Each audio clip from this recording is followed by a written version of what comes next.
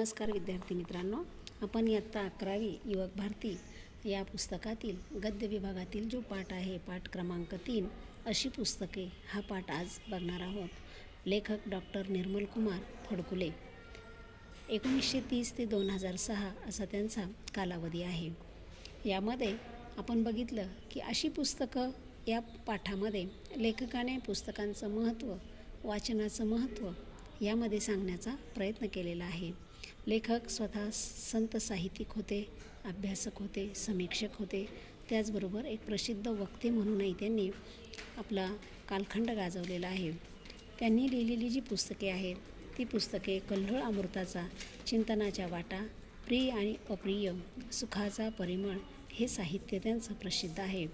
संत कवी तुकाराम, एक चिंतन, संत चोखामेळा आणि समकालीन संतांच्या रचना, संताची या भेटी, संत विनेचा झंकार, संत तुकारामांचे जीवनविचार हे संत साहित्याची पुस्तके, अभ्यास मांडणारी पुस्तके त्यांनी लिहिलेली आहेत. म्हणजे एकूण कालखंड जर आपण बघितला तर लेखकाने आपल्या जीवनामध्ये अतिशय सामाजिक सखोल अभ्यास करून आध्यात्मिकदृष्ट्या जी पुस्तकं लिहिलेली आहेत ती पुस्तकं अतिशय लोकप्रिय अशी पुस्तकं होती. आणि म्हणूनच लेखकाला ही पुस्तकांची तर आवड होतीच, परंतु ज्यावेळेस आपण बघतो की पुस्तकांची आवड असते त्यावेळेस पुस्तक लिहिण्यासाठी अगोदर आपल्याला वाचनक्षमता ही आपली प्रबळ असली पाहिजे. कारण वाचनक्षमता जर आपली जास्त असेल, वाचनाची आवड असेल तरच आपण काहीतरी लिहू शकतो, 2 ओळी त्यावर मांडू शकतो. तर लेखकाचं हे जे काम आहे हे अतिशय कौतुकास्पद असं काम आहे. या प्रस्तुत पाठातून माणसाच्या जडणघडणीमध्ये असलेली पुस्तकाची भूमिका व्यक्त झाली आहे. पुस्तकाचे महत्त्व वर्णन करताना पुस्तक वाचनाचा व्यापक दृष्टिकोन लेखकाने व्यक्त केला आहे. जन्मभर भावनिक सोबत करणारी पुस्तके ही जगण्याची हिंमत वाढवतात आणि प्रेरणा देतात. पुस्तके ही मानवी जीवन आनंदी व अर्थपूर्ण करतात हा विचार या पाठातून आपल्याला पाहायला मिळतो. पुस्तके माणसाच्या जीवनाचं प्रतिबिंब जे आहे ते माणसाच्या जीवनाचं प्रतिबिंब त्या पुस्तकामध्ये उमटलेलं आपल्याला पाहायला मिळतं. आपण बघतो की आपण मागच्या तासालाही बघितलेलं होतं की लेखक हा जो आहे हा लेखक 4 भिंतीच्या आतमध्ये बसून ते पुस्तक लिहित असतो किंवा लेखन करत असतो. परंतु ते 4 भिंतीच्या आत लेखन करत असताना त्याला बाहेर सामाजिक दृष्टी लक्षात ठेवावी लागते, बाहेर निसर्गाकडे बघावं लागतं, समाजामध्ये असणाऱ्या चालीरीती असेल, समाजामध्ये असणारी क्रांती असेल, समाजामध्ये होत असणारा बदल असेल, समाजाला आज काय आवश्यक आहे, समाजाला काय आवडतं, आज तरुण पिढीला कोणतं वाचन आवडतं, याचाही अभ्यास लेखकाला अप्रत्यक्षरित्या करावा लागतो. आणि त्यानुसार आपल्याला त्या लेखकाला त्या लेखनाचा दर्जा ठरवावा लागतो आणि त्या दर्जानुसार मग त्याची पुस्तके आपल्याला बाजारात पाहायला मिळतात. कारण पुस्तक ही एक अशी संपत्ती आहे की ती आपल्याला आयुष्यभर साथ देत असते. लेखकाच्या मते की पुस्तक ही काय आहे, आपली एक संपत्ती आहे आणि ती आपल्याला आयुष्यभर साथ देते. जसं आपण बघितलं की थोर ज्या व्यक्ती आहेत, डॉक्टर बाबासाहेब आंबेडकर असतील किंवा आपल्याला डॉक्टर अब्दुल कलाम असतील, या लोकांचं जर आपण ज्यावेळेस आत्मचरित्र बघतो त्यावेळेस त्या लोकांनी ती लोकं कशातनं घडली, वास्तविक पाहता कौटुंबिक आर्थिक परिस्थिती अतिशय बेताची असतानाही ही लोके पुढे कशी गेलीत किंवा त्यांनी देशासाठी समाजासाठी कोणतं कार्य केलं तर ते त्या पुस्तकांच्याच माध्यमामधनं. कारण डॉक्टर सर्वपल्ली राधाकृष्णन यांनी असं म्हटलेलं आहे की जी पुस्तके मला आवडतात ती पुस्तके मी माझ्या हृदयाच्या कोपऱ्यामध्ये कायमस्वरूपी जपून ठेवतो. जसं एखाद्या शिंपल्यामध्ये मोती जपून असतो त्याप्रमाणे माझी आवडती पुस्तके मी माझ्या हृदयामध्ये जपून ठेवतो. त्याचबरोबर डॉक्टर बाबासाहेब आंबेडकरसुद्धा म्हणतात मी 24 तासापैकी सलग 18 तास पुस्तकं वाचू शकतो. हेही डॉक्टर बाबासाहेब आंबेडकरांनी म्हटलेलं आहे. म्हणजेच ह्या ज्या थोर व्यक्ती घडलेल्या आहेत तर ह्या थोर व्यक्ती सामान्यांमधनं असामान्यांकडे ज्या गेलेल्या आहेत तर त्या केवळ पुस्तकामुळे. आणि पुस्तक हे काय आहे की एक ज्ञानाचा भांडार असतो. पुस्तक व्यक्तीचं जीवन घडवतो, पुस्तक व्यक्तीला जीवन कसं जगावं हे शिकवतो, हे या पुस्तकातनं आपल्याला पाहायला मिळतं. काही पुस्तकं ही अशी असतात की ती आपल्याला झपाटून टाकतात. बघा, ज्यावेळेस आपण मोबाईलला एखादा चित्रपट बघत असतो किंवा मोबाईलला गेम खेळत असतो किंवा मोबाईल आपण हातात वापरत असतो त्यावेळेस आपल्याला असं लक्षात येतं आता की तो मोबाईल आपण 2-3 तासापासून आपल्या हातामध्ये आहे हे आपल्या लक्षातच येत नाही, कारण आपण त्याच्यामध्ये इतकं रममान झालेलो असतो की आपल्याला वेळेचं भान राहत नाही. त्याच पद्धतीने जर आपल्याला पुस्तकाबद्दल आवड असेल तर तसंच असतं. एखादं पुस्तक जर आपण हातामध्ये घेतलं आणि ते आपल्याला वाचायचं असेल तर त्यावेळेस आपल्याला वेळेचं भान राहत नाही, किती वाजून गेले हेही कळत नाही, पण ते पुस्तक केव्हा वाचून संपलं. म्हणजे ज्यावेळेस आवडतं पुस्तक आपल्याला हातात येतं त्यावेळेस आपल्याला ते झपाटून टाकतं, त्यावेळेस भूकही लागत नाही. म्हणजे आवडीनं पुस्तक वाचायला घेतलं तर आपल्याला त्यात नक्कीच काय होतं, ज्ञान मिळतं. अंतःकरणात भावनांचा प्रचंड खळबळ उडवून देण्याची त्यांच्यात शक्ती असते की अंतःकरणामध्ये पुस्तकामध्ये असणारे जे घटक आहेत, जे पात्र आहेत, ज्या कथा आहेत, त्या काय होत असतात, त्या आपल्या अंतःकरणाला भावत असतात आणि म्हणूनच कुठेतरी आपणही एक आपली भूमिका त्या कथेमध्ये उभी करतो आणि ते पुस्तक वाचत असतो. आपल्या सुखदुःखांशी मिळून ते पुस्तक असतं, म्हणून आपण आपलं सुखदुःख त्या पुस्तकात शोधण्याचा प्रयत्न करत असतो. अशी पुस्तके कधी विसरता येत नाहीत. दीर्घकाळ टिकणाऱ्या सुगंधाप्रमाणे ती पुस्तके मनात दरवळत राहतात. जसा एखादा सुगंध दीर्घकाळ कायमस्वरूपी टिकतो, जसं आपण बघतो की चंदनाचा जो सुगंध आहे तो चंदनाचा सुगंध आसपासच्या असणाऱ्या सर्व लोकांना सुगंधित करून सोडतो.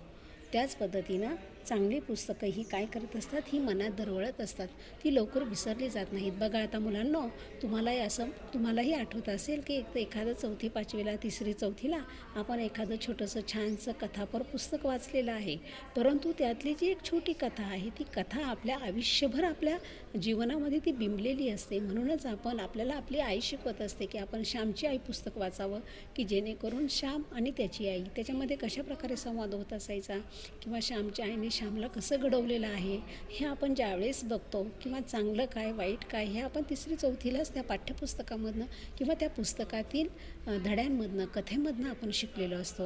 म्हणजेच आपण सर्व गोष्टी विसरू शकतो, परंतु ते 4थीला वाचलेली एक आवडती आपली छानशी कथा मात्र आपण विसरू शकत नाही, कारण ती आपल्या कुठेतरी मेंदूच्या पटलामध्ये एका कोपऱ्यामध्ये कुठेतरी घर करून राहत असते आणि ज्या वेळेस जसं त्यावेळेस प्रसंग येईल त्यावेळेस आपण त्या कथेचा तिथे वापर करण्याचा अप्रत्यक्षरित्या प्रयत्न करत असतो. म्हणूनच असं म्हटलं जातं की उत्तम साहित्यकृतीचं वाचन करत राहणं यासारखा दुसरं उत्तेजक आणि आनंददायक काही असेल का?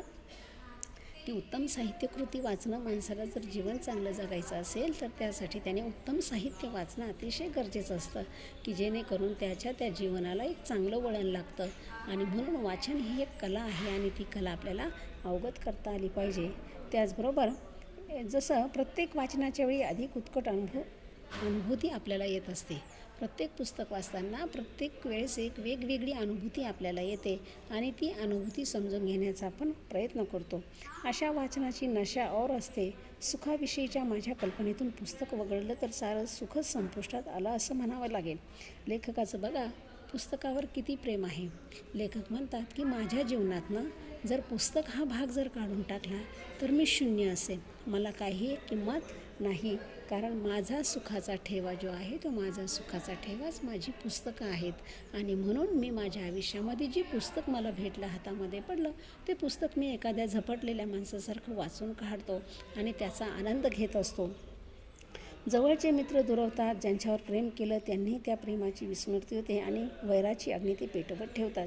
लेखक म्हणतात की जसं आपल्याला एखाद्या वेळेस जवळचा मित्र असेल ज्याच्यावर आपण खूप प्रेम केलं, परंतु व्यवहारामध्ये काही जर आपले वाद झालेले असेल तर आपलं प्रेम ते लगेच संपुष्टात येतं आणि त्या ठिकाणी मैत्रीच्या ऐवजी त्या केवळ पैशामुळे वैराची भावना निर्माण होते.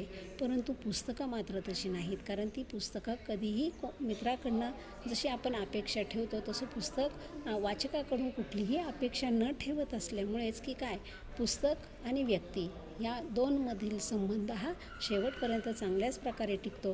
कारण कितीही मैत्री असली तरीसुद्धा त्या मैत्रीला कुठेतरी तडा गेलेला आपल्याला पाहायला दिसतो. म्हणूनच असं म्हटलं जातं की जवळच्या मित्रापेक्षाही पुस्तकं अतिशयही चांगली आणि उत्कृष्ट असतात. ज्यांच्यावर प्रेम केलं त्यांनी त्या प्रेमाची विस्मृती होते. म्हणजे ज्याच्यावर आपण प्रेम करतो ती व्यक्तीलाही कदाचित आपण किती प्रेम केलं आहे हे तो प्रसंगानुसार काळानुसार विसरून जातो आणि नवीन गेला की तो त्या पद्धतीने त्या प्रवाहात विलीन होऊन जातो. म्हणून पुस्तकं मात्र तशी नाहीत, ती मात्र आपल्याला कधीही विसरत नाहीत. हातात आलेला पैसा कसा आणि केव्हा नाहीसी होतो ते कळतही नाही, पण पैसा आणि माणसं यांच्याप्रमाणे पुस्तकं कधीच विश्वासघातकी असत नाहीत. लेखकाने असं म्हटलेलं आहे की व्यवहारामध्ये जसं आपण बघितलं की व्यवहारामध्ये पैसा आणि आपली असणारी मैत्री किंवा पैसा आणि व्यक्ती, पैसा आणि व्यवहार ह्या ज्या दोन व्यक्ती आहेत, ह्या दोन व्यक्ती कशा आहेत? विश्वासघातकी आहेत. विश्वासघातकी म्हणजेच की जेणेकरून आपणही पाहतो समाजामध्ये की सख्खा भाऊ असेल तरीसुद्धा पैशासाठी तो आपल्या भावाच्या जीवावर उदार होत असतो. म्हणजेच पैसा ही अशी एक गोष्ट आहे की ती माणुसकी तोडते, माणसाला तोडते, रक्ताची नाती तोडतात, विश्वासघात करतात. परंतु पुस्तकं मात्र असा विश्वासघात कधीही करत नाही. म्हणूनच असं म्हटलं जातं की त्यांना स्पर्श करण्याचा अवकाश भावनांनी आणि विचारांनी ओसरणाऱ्या आपलं अंतःकरण ते उघड करतात. माझ्या अंतरंगात त्या थोर लेखकाने साठवलेला हा भांडार तुझाच आहे. जे आवडेल ते खुशाल घेऊन जा, असेच जणू पुस्तके आपल्याला सांगत असतात. पुस्तकावर अत्यंतिक प्रेम करणारी माणसे मी पाहिली आहेत. आपल्या कपाटात जीवापाड जपून ठेवलेली पुस्तके दुसऱ्याला देताना ती अगदी व्याकुळ झालेली असतात. जसं आपण एखाद्या जुन्या ग्रंथालयामध्ये जर गेलो तर आपल्याला तिथे असा पुस्तकांचा ज्ञानाचा असा भांडार सापडतो आणि ती पुस्तके आपल्याला खुणवत असतात की बाबांनो, किती दिवस झालं आहे मी आता इथे धूळ खात पडलेलो आहोत, जरा माझ्यावरची धूळ झटका आणि तुम्ही याचं वाचन करा, याच्यातनं थोडंसं ज्ञान घ्या आणि ते ज्ञान घेऊन तुम्ही मोठे बना. म्हणजे हे ज्ञानाचा जो भांडार आहे, हा ज्ञानाचा भांडार आपल्याला आपला जसं आपण असं म्हटलेलं आहे, बघितलं की डॉक्टर बाबासाहेब आंबेडकरांनी असं म्हटलेलं आहे की मी जर आयुष्यभर जर माझ्या शेवटच्या क्षणापर्यंत जरी पुस्तकं वाचत राहिलो तरीसुद्धा माझी पुस्तकं वाचून होणार नाहीत आणि मी त्यावेळेस कुठेतरी ज्ञानाच्या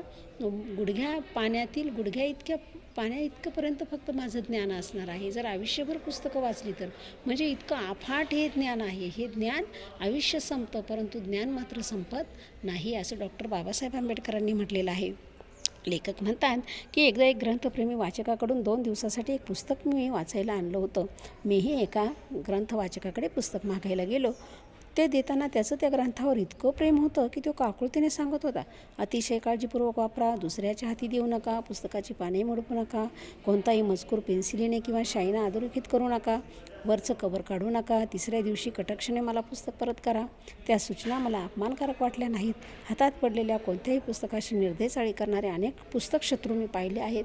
लेखक म्हणतात, मी ज्यावेळेस त्या मित्राकडनं ते पुस्तक मागितलं त्याने मला जी काळजी घ्यायला सांगितली पुस्तकाची, त्याने सांगितलेली काळजी मला वाईट वाटलं नाही. कारण असेही काही असतात की पुस्तकं फक्त घेतात आणि त्या पुस्तकांचा वापर मात्र चांगल्या प्रकारे करत नाही, तर त्या पुस्तकांची पाने फाडतात, पुस्तक मुडपून टाकतात किंवा पुस्तकाला नीट ठेवत नाही. म्हणून त्याने काळजीपूर्वक सांगितलं तर मला त्याचं पुस्तकावर किती प्रेम आहे हे मला कळून आलं. मला त्याने ज्या सूचना दिल्या त्याचं मला वाईट वाटलं नाही, असं लेखक म्हणतात. कोणत्याही पुस्तकाशी निर्दयचाळी करणारे अनेक पुस्तक शत्रू मी पाहिले आहेत. त्यांच्या हिशोबी छापलेलं एक चोपड म्हणजे पुस्तक, त्याला कसलं महत्त्व द्यायचं, पुस्तकाचा उपयोग तरी किती, भूक लागल्यावरती शिजवून थोडंच खाता येतं, वेडे लोक वाङ्मयात आणि अनेक रस असतात असे म्हणतात. तहान लागल्यावर तुमच्या कालिदासाच्या शाकुंतलातील रस पिणं शक्य आहे काय? फार तर एकदा वाचावं किंवा चाळावं आणि मग येईल त्या भावना फुंकून टाकून द्यावं. काही लोक अशी असतात की काही लोकांचं मत असं असतं की पुस्तक केवळ काय करणार आहे, पुस्तकी ज्ञान हे फक्त पुस्तकाच्या पानावरच असतं, ते प्रत्यक्षात कृतीत नसतं.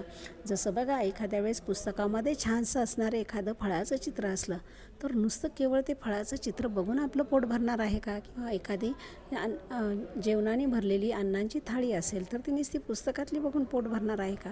प्रत्यक्ष कृती करावी लागते असं काहींचं म्हणणं असल्यामुळे त्यांना असं वाटत असतं की पुस्तकी ज्ञान काही उपयोगाचं नाही आणि केवळ आपल्याला त्या पुस्तक वाचल्यामुळे तहान भागली जात नाही किंवा जेवण आपलं पोट भरलं जात नाही. म्हणून काही असेही निर्दयी लोके असतात जे पुस्तकाचे शत्रू आहेत. धन्यवाद.